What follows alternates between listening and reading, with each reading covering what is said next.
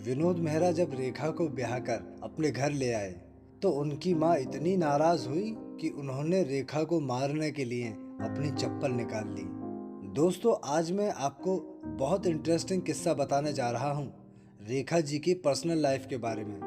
आखिर ऐसा क्या हुआ था जो रेखा जी की सासू माँ ने उन्हें मारने के लिए चप्पल निकाल ली थी। तो चलिए शुरू करते हैं। दोस्तों, रेखा बॉलीवुड की बेहतरीन अभिनेत्रियों में से एक मानी गई हैं। अपने समय की सबसे सुपरहिट अभिनेत्रियों में से एक। रेखा की कातिल अदाओं और उनके नृत्य कला के लोग आज भी दीवाने हैं। उनका फिल्मी सफर जितना दिलचस्प रहा उतनी ही दिलचस्प रही उनकी निजी जिंदगी। कई अभिनेताओं के साथ उनका नाम जुड़ा, लेकिन कभी उनकी लव लाइफ स्थिर नहीं रही।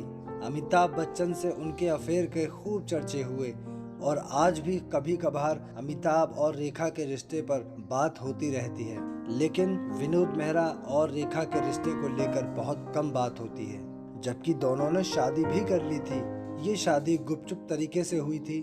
हालांकि इनकी शादी से विनोद मेहरा की माँ बहुत नाराज हुई और रेखा से वो मारपीट पर उतर आई थी।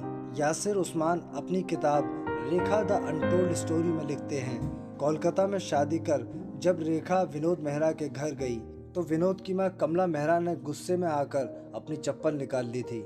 जैसे ही रेखा उनके पैर छूने लगी तो उन्होंने रेखा को धक्का मारकर दूर कर दिया। यासिर उस्मान लिखते हैं, रेखा दरवाजे पर खड़ी रही थी और विनोद मेहरा की मां रेखा को गालियां दे रही थी। किताब के मुताबिक विनोद मेहरा ने बाद में बीच बचाव किया और अपनी मां को समझाया। रेखा से विनोद की मां ने घर लौट जाने को कहा। वो बात अलग है कि उनकी शादी जल्द ही टूट गई। विनोद मेहरा और रेखा ने 1978 की फिल्म घर और बिंदिया चमकेगी 1984 में साथ काम किया था।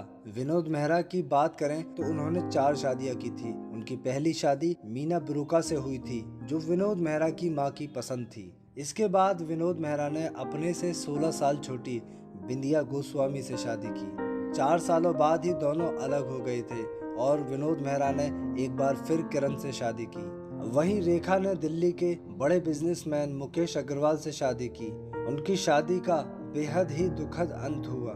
शादी के 3 महीने बाद ही रेखा को लगने लगा कि मुकेश के साथ रिश्ता निभाना, उन्हें लगने लगा कि उनके पति दूसरे लोगों के बीच अपनी पैंठ बिठाने के लिए उन्हें एक ट्रॉफी के रूप में इस्तेमाल कर रहे हैं। शादी के 6 महीने बाद ही दोनों ने तलाक लेने का फैसला किया।